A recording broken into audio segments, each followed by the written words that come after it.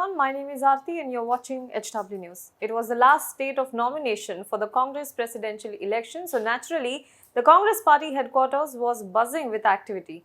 Shashi Tharoor filed his nomination today amid the bands playing and his proposers cheering for him. A few hours later, senior leader of the Congress party, Mallikarjun Kharge, the last-minute entrant into the race, filed his nomination. Interestingly, till yesterday, Digvijaya Singh was in the fray. This was supposed to be a Shashi Tharoor versus Digvijaya Singh contest, but overnight the scenario turned 360 degrees. Well, a day is a long time in politics. You may never know when the tables turn. But one thing is for sure, in politics, who stands with whom tells us a lot about where they actually stand. And the nominations for the Congress president post are anything to go by, then it is amply clear where the Congress presidential election is headed. In fact, the model of the Congress president election can be derived from these two pictures taken at nominations. Look at picture number 1. Here, Shashi Tharoor, MP from Thiruvananthapuram, is filing his nomination for the post of president of the Congress party. Look at the crowd of supporters behind him. Now, look at this picture of Mallikarjun Kharge during his nomination. Did you spot any difference? How many can you identify from the picture of Shashi Tharoor nomination versus Mallikarjun Kharge's nomination? In the second picture, you can spot Prithviraj Chauhan, Digvijaya Singh, Pramod Tiwari, Bhupender Singh Hooda, Dipender Hooda, even Ashok Gehlot and Salman Khurshid. In the first picture, hardly any. Interestingly enough, Shashi Tharoor, who was one of the signatories of the G23 letter and vocal leader for the reforms in the party organization, could hardly find leaders from the group to support him. The G23 leaders, who till yesterday were criticizing the Gandhi family and openly calling for election process transparency, today could be spotted cheering for Mallikarjun Kharge. In fact, many of the proposers for Kharge are G23 members. Look at this list. There are 30 names: A.K. Antony, Ashok Gehlot, Ambika Soni, Mukul Vasnik, Anand Sharma, Abhishek Manu Singhvi, Ajay Makan, Bhupender Hooda, Digvijay Singh, Tariq Anwar, Salman Khurshid, Akhilesh Prasad Singh, Dipender Hooda, Narayan Sami, V. Vithlingam, Pramod Tiwari, P.L. Punia, Avinash Pandey, Rajiv Shukla, Nasir Hussain, Manish Tiwari even, Raghubir Singh, Dheeraj Prasad Sahu, Tara Chand, Prithviraj Chauhan, Kamleshwar Patel, Moolchand Meena, Dr. Gunjan, Sanjay Kapoor and Vinit Punya.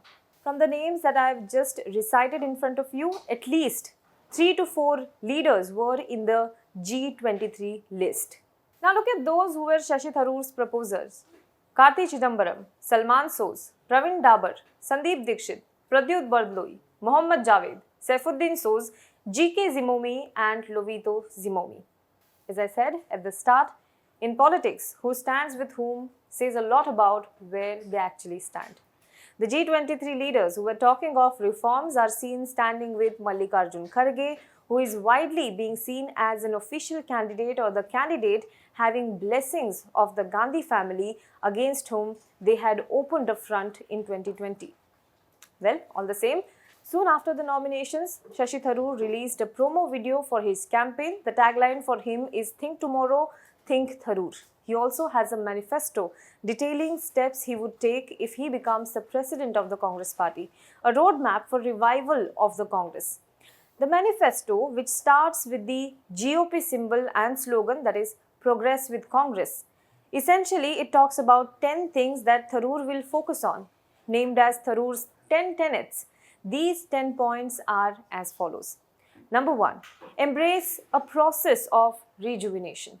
In a bid to revitalize the Congress party, Shashi Tharoor proposes to bring in fresh faces and young blood in the party's organizational structure at all levels, including village level, block level, district level, state as well as national level.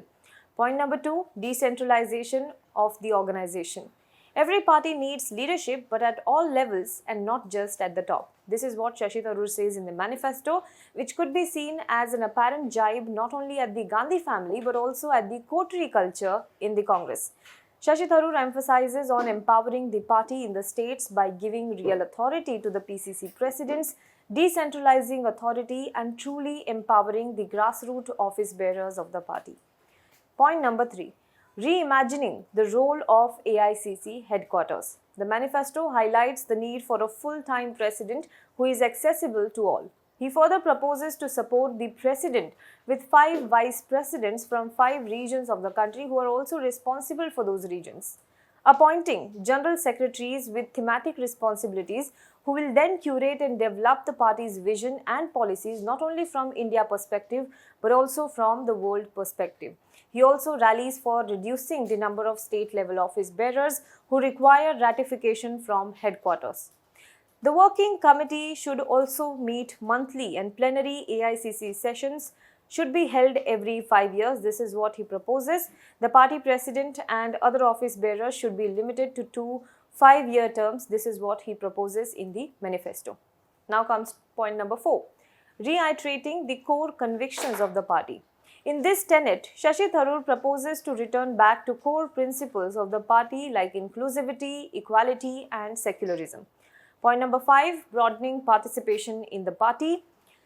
It involves reviving the parliamentary board provided for in the party constitution as well as elections to 12 seats in 23-member Congress Working Committee. Point number 6 is reinvigorating election management. It talks about introducing professional techniques including candidate selection meetings, nominating candidates at least 3 months before elections are due. Candidates who lose 2 elections in a row will not be repeated for the same seat.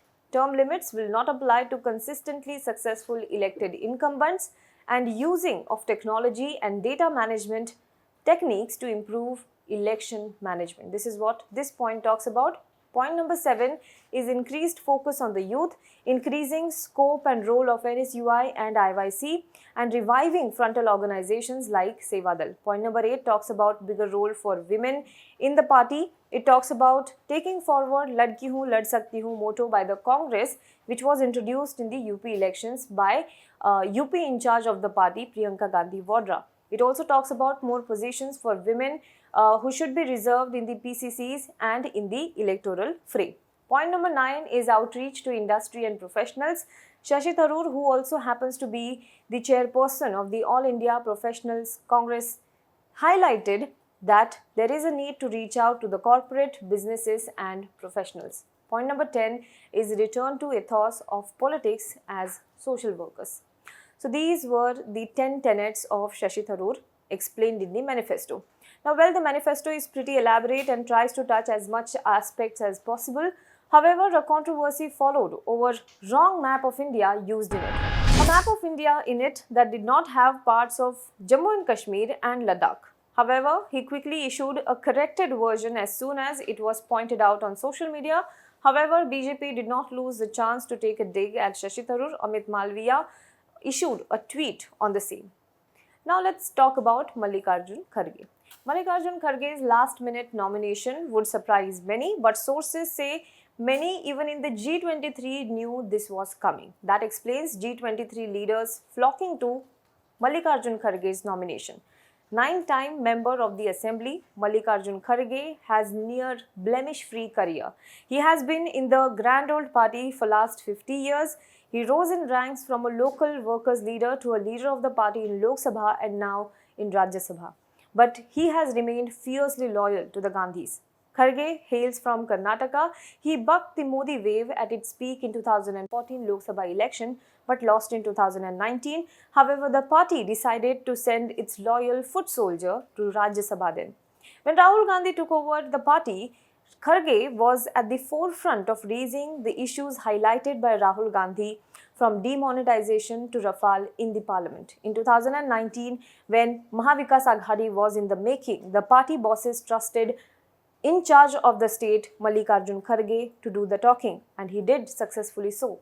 At a time when many leaders are leaving the party for not getting chief ministerial post or other such perks, Mallikarjun Kharge is seen as someone who is content with the responsibility that is given by the party. He never clung to the chief ministerial post demand, although he was frontrunner for it in 2013. If he becomes the president of the Congress party, he will be the second Dalit face after Babu Jagjeevan Ram, almost 51 years later. Many believe that it is this steadfast loyalty towards Gandhi family is what landed him the nomination for the Congress president post. But his loyalty may also render him toothless, critics say, as he could be remote controlled by the Gandhis in case he becomes the president. Some worry about youth representation in the party, with an 80-year-old leader taking reins of the party in case he wins. Now, whatever may be the case, the race for Congress president post is on. The result, some believe, is very much clear. One only has to see if the other candidate can put up a good, spirited fight against the other. Do let us know what you think about this in the comment box below. For more news and updates, you can log on to www.hwnews.in. Also, if you're watching this video on YouTube, please make sure you subscribe to our channel. Press the bell icon to never miss any video update from our side. If you're watching on Facebook, then please follow our page. And now you can also access our articles, videos and our live TV on our app, that is HW News Network app, which is available on Google Play Store. So if you haven't already, download this app now from Google Play Store. Thank you so much. Now be the first to know about the latest updates on our new news app. Go on your Android or iOS, search for HW News Network. Download our app, choose the language you prefer to get updates in, and be up to date with the latest news.